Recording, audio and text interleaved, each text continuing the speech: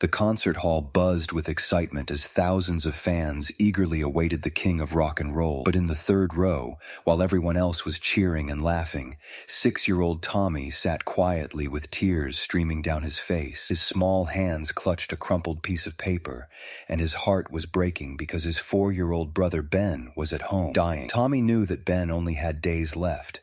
The doctors had told his parents there was nothing more they could do. But Tommy had heard something magical about Elvis Presley concerts, that sometimes impossible things happen. Tonight, he was going to ask the king himself for a miracle. Tommy Williams had been carrying a secret too heavy for any 6-year-old to bear. For the past 3 months, his little brother Ben had been fighting a battle that no child should ever have to face. The cancer had spread quickly, and despite countless hospital visits, treatments, and prayers, the doctors had delivered the devastating news just 2 weeks ago. Ben had maybe a week, possibly 2 if they were lucky. Their parents, Sarah and Michael Williams, had tried to shield Tommy from the worst of it, but children have a way of understanding more than adults realize. Tommy had overheard the hushed conversations between his parents and the doctors. He had seen his mother cry when she thought no one was looking. He had watched his father's shoulders shake as he sat alone in the kitchen late at night. But what broke Tommy's heart the most was seeing Ben growing weaker each day. The little boy who used to run around the house singing Elvis songs at the top of his lungs could barely whisper now. Ben's favorite song was "Love Me Tender," and he would ask Tommy to sing it to him every night before bed. Tommy would sit by his brother's bedside, holding his tiny hand, and sing as softly as he could, trying not to let Ben see the tears in his eyes.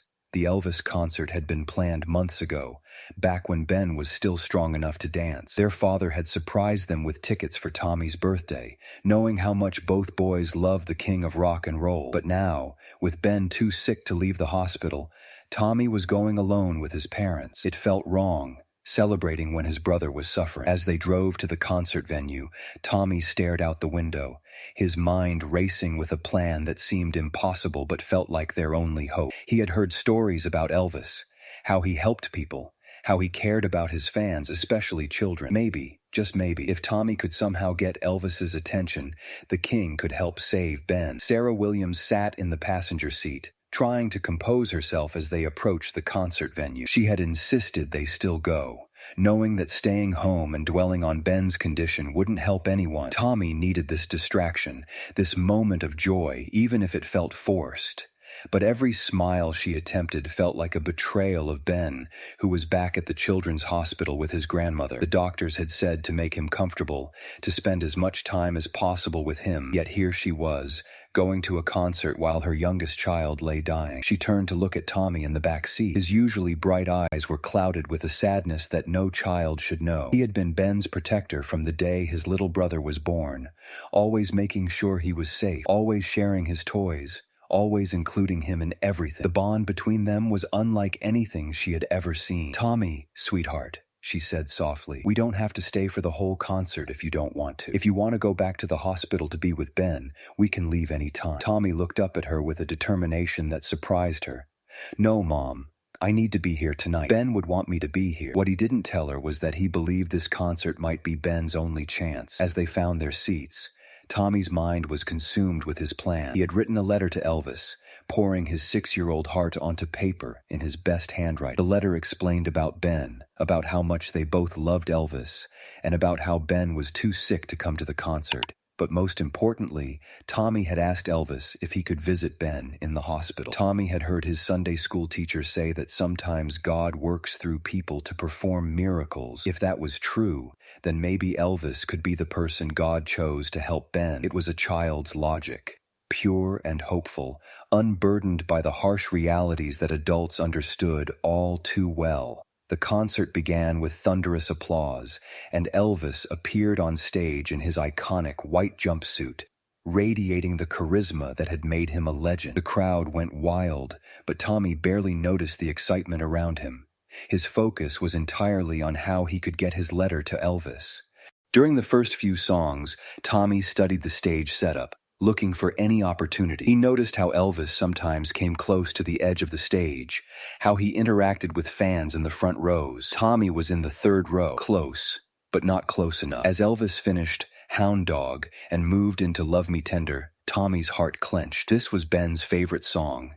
His little brother should be here, singing along, clapping his hands. Instead, he was in a hospital bed, probably listening to this same song on the radio if he was still awake. Michael Williams watched his son throughout the first half of the concert, noticing how Tommy seemed distant despite the spectacular show happening before them. He knew his eldest son was struggling with Ben's illness in ways that broke his heart. Tommy had always been mature for his age, but this situation was testing limits that no child should have to face. As a father, Michael felt helpless. He was supposed to protect his children, to fix their problems, to make everything better. But he couldn't fix this. He couldn't save Ben, and he couldn't take away Tommy's pain. All he could do was be present, be strong, and hope that somehow they would all find a way through this nightmare. He noticed Tommy fidgeting with something in his pocket, a piece of paper that he kept pulling out slightly before pushing it back down. Michael wondered what it was, but didn't want to intrude on his son's private thoughts. Tommy had been handling everything with such grace and maturity. If he needed his own way of coping,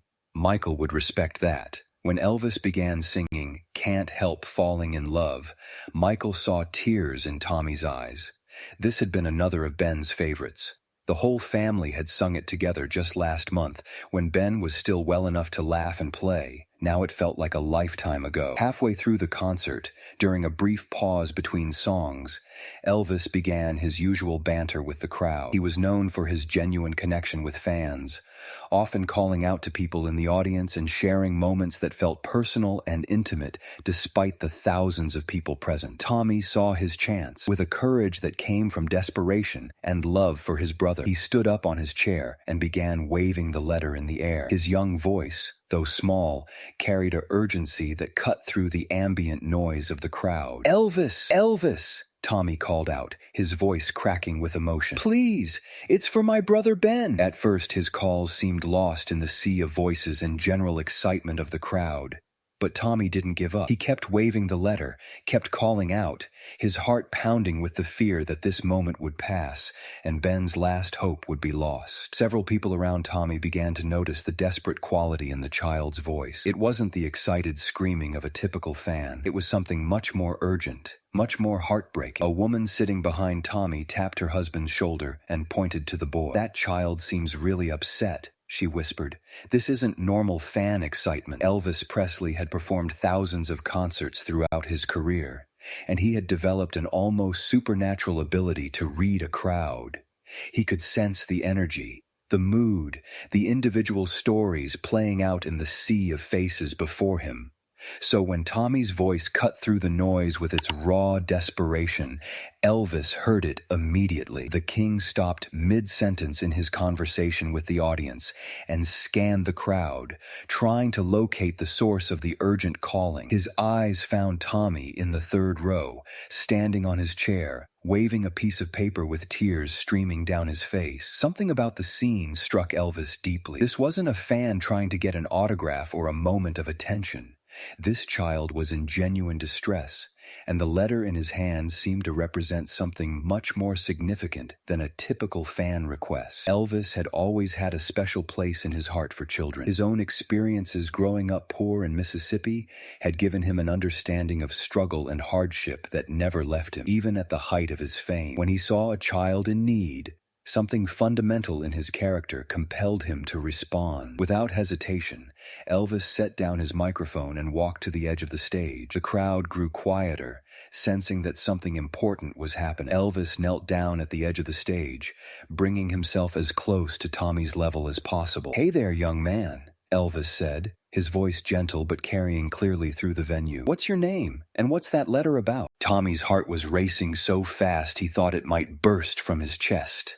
Elvis Presley, the Elvis Presley, was looking directly at him, talking to him. For a moment, he was too overwhelmed to speak, but then he thought about Ben, lying in that hospital bed, and he found his voice. "My name is Tommy Williams," he said, his voice small but clear. "This letter is about my little brother Ben. He's only 4 years old and he's really sick. The doctors say. Tommy's voice broke for a moment, but he took a deep breath and continued. The doctors say he might die soon.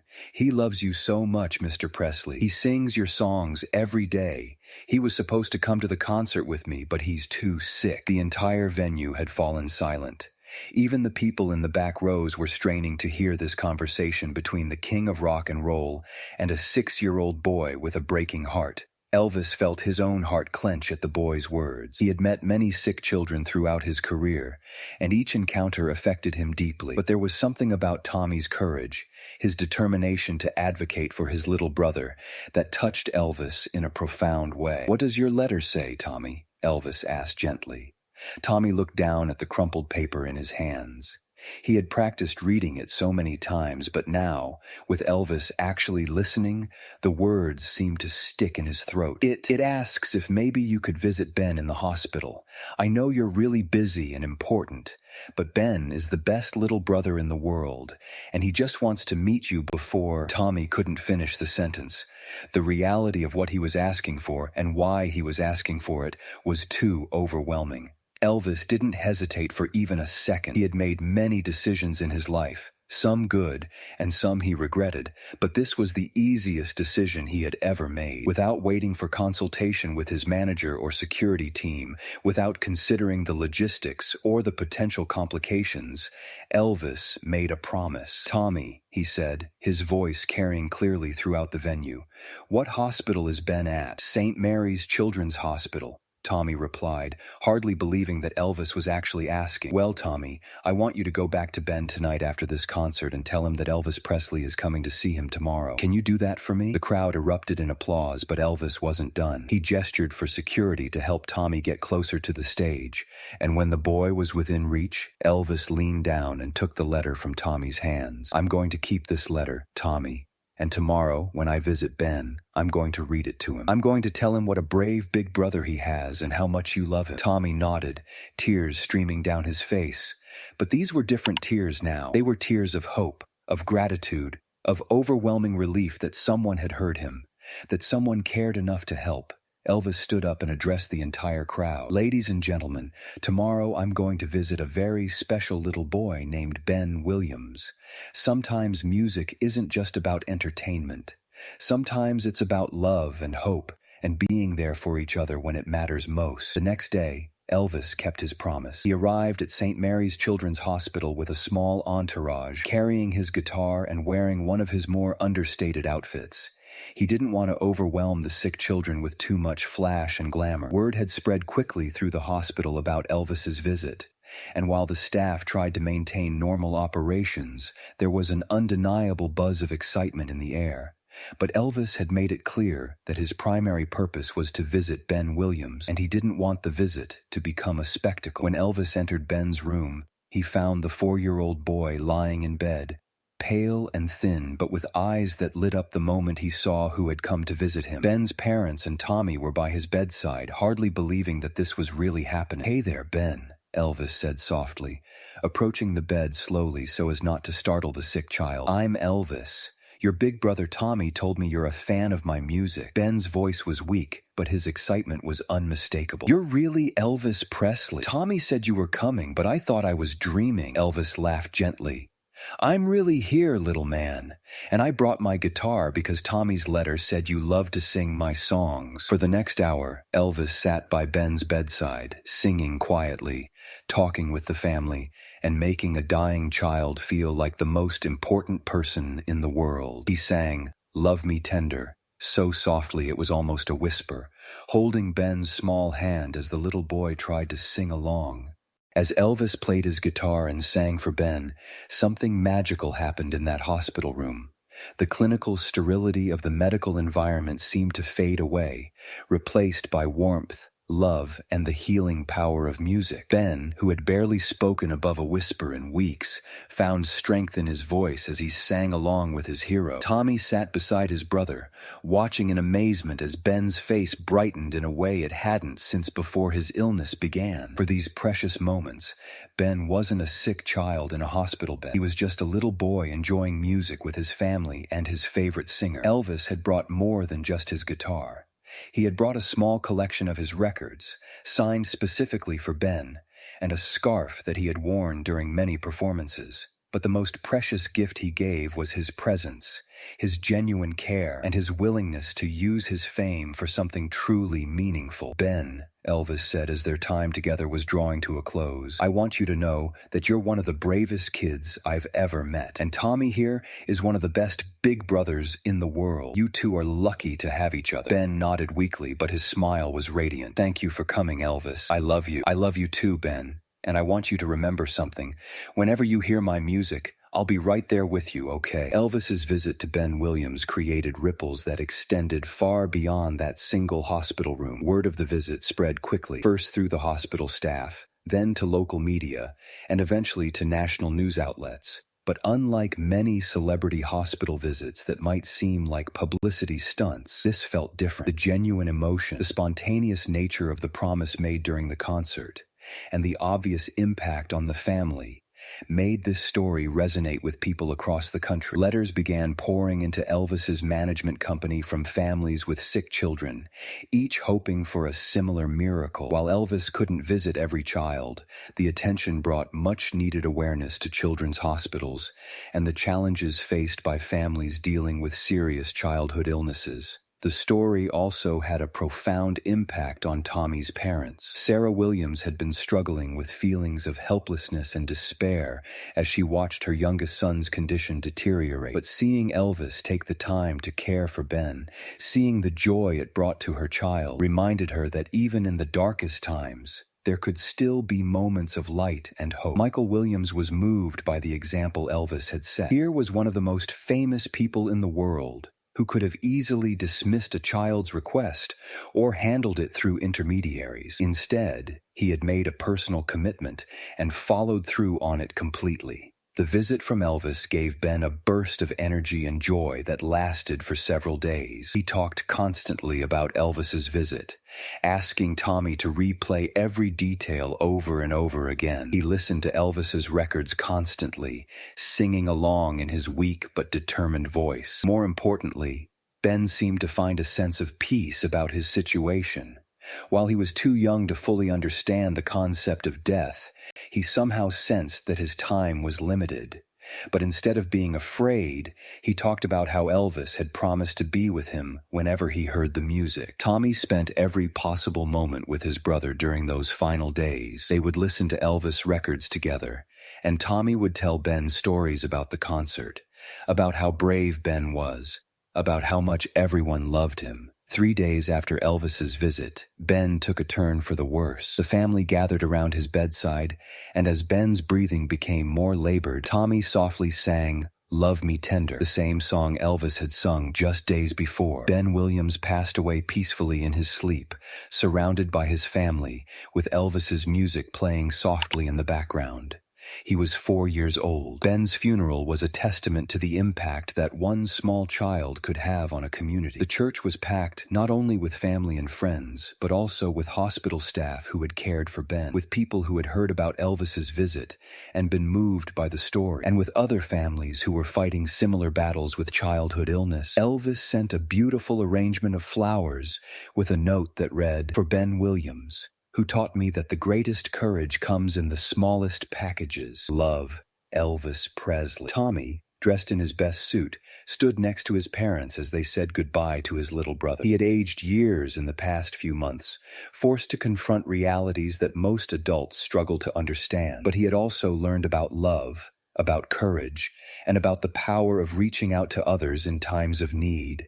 During the service, the pastor spoke about Ben's love of music and how Elvis's visit had brought joy to his final days. He also spoke about Tommy's courage in advocating for his brother, about how one small voice had created a moment of magic in the midst of tragedy. As they lowered Ben's casket into the ground, Tommy whispered a promise to his little brother. "I'll keep singing your favorite songs, Ben, and whenever I hear Elvis, I'll think of you." In the months following Ben's death, Tommy struggled with grief and guilt that no 6-year-old should have to bear. He wondered if he could have done more, if he could have somehow saved his brother. But gradually, with the help of his parents and counseling, Tommy began to understand that he had done something remarkable. He had given his brother a moment of pure joy in the midst of suffering. The experience with Elvis had shown Tommy the power of speaking up, of advocating for others, of using whatever resources were available to help those in need. As he grew older, this lesson would shape his character and his choices in profound ways. Tommy began visiting other children in the hospital where Ben had been treated. He would bring books, games, and sometimes his small record player with Elvis songs. He found that he had a natural ability to connect with sick children, perhaps because he understood their fear and their family's pain in a way that most people couldn't. The hospital staff began to rely on Tommy as an unofficial young volunteer. His presence seemed to bring comfort to both children and parents who were facing similar struggles to what his family had endured. For Elvis Presley, the visit to Ben Williams had been just as meaningful as it had been for the family. In a career filled with screaming fans, sold-out concerts, and commercial success, the simple act of sitting by a sick child's bedside and singing quietly had reminded him of why music mattered. Elvis had always believed that his talent was a gift that came with responsibility. He had grown up poor, had experienced hardship and struggle, and had never forgotten those roots, even as his fame and wealth grew. But sometimes, in the whirlwind of touring and recording and business obligations, it was easy to lose sight of the human connections that made music meaningful. Ben Williams had reminded Elvis of the healing power of music, of the way a simple song could provide comfort in the darkest moments. The little boy's courage and his big brother's determination had touched Elvis in a way that stayed with him for the rest of his life. Elvis began making more hospital visits, though he kept most of them private. He didn't want the attention or the publicity. He wanted to use his fame to bring comfort to children and families who needed it most. Years later, as Tommy grew into adulthood, he often reflected on the night Elvis Presley listened to a desperate 6-year-old's plea and responded with immediate compassion. That experience had taught Tommy that even in the face of impossible circumstances, reaching out for help was never wrong. Tommy eventually became a pediatric nurse, specializing in care for children with terminal illnesses. He would often tell the story of Ben and Elvis to families who were struggling with similar situations, not to give them false hope for miraculous interventions, but to remind them that moments of joy and connection could exist even in the darkest times. The letter that Tommy had written to Elvis, the crumpled piece of paper that had started it all, was eventually returned to the family after Elvis's own death in 1977. It became a treasured family heirloom, a reminder of the power of courage, compassion, and the willingness to ask for help when it's needed most. The story of Elvis, Tommy, and Ben Williams became part of Elvis Presley's legacy, though it was never officially documented or publicized by his management team. Instead, it lived on in the memories of those who witnessed it and in the countless retellings by hospital staff, family friends, and community members who had been touched by the story. The incident highlighted an often overlooked aspect of Elvis's character, his genuine care for his fans, especially children, and his willingness to use his fame for purposes beyond entertainment. While Elvis was known for his generosity and charitable giving, the spontaneous nature of his promise to Tommy and his follow-through on that promise demonstrated a depth of character that went beyond calculated public relations. For the medical staff at St. Mary's Children's Hospital, Elvis's visit had provided a powerful reminder of the importance of hope and joy in the healing process. While medical science focused on treating disease and managing symptoms, Elvis had shown how human connection and emotional support could be just as important for both patients and families. The story also resonated with other celebrities and public figures, some of whom began making their own hospital visits and charitable commitments as a result of hearing about Elvis's example. The story of Tommy Williams and his dying brother Ben illustrates the extraordinary power that can come from one small voice raised in desperation and love. A 6-year-old boy's courage to stand up at a concert and ask for help had created a chain of events that brought comfort to a dying child, hope to a grieving family, and purpose to a superstar who was looking for ways to use his fame meaningfully. Tommy's decision to speak up that night required tremendous courage. He was just a child, in a massive crowd, asking for something that seemed impossible. But his love for his brother overcame his fear, and his voice cut through the noise to reach someone who had the power to help. Elvis's response demonstrated that true greatness isn't measured only in talent or success, but in the willingness to use one's gifts and opportunities to serve others. He could have easily dismissed Tommy's request or handled it through intermediaries. Instead, he made a personal commitment and followed through on it completely. Ben Williams, though he lived only 4 years, had an impact that extended far beyond his short life. His courage in facing illness, his joy in simple pleasures like music, and his love for his family inspired everyone who met him. His story became a reminder that every life has value and meaning, regardless of how long or short it might be. The encounter between Elvis and the Williams family serves as a powerful reminder that in our increasingly disconnected world, human compassion and personal connection remain the most powerful forces for healing and hope. Sometimes the most important thing we can do is simply show up for someone who needs us, to use whatever platform or resources we have to make a difference in another person's life. Tommy Williams grew up to become an advocate for sick children, carrying forward the lesson he learned that night at the Elvis concert, that speaking up for those who cannot speak for themselves is not just an option, but a responsibility. His brother Ben's legacy lived on through every child Tommy helped, every family he comforted, and every moment of joy he helped create in otherwise dark circumstances. And somewhere in the echo of Elvis's music, in the memory of a small boy's courage, and in the ongoing work of those who choose compassion over indifference, the story continues to remind us that love really can change everything. One voice, one moment, one act of kindness at a time.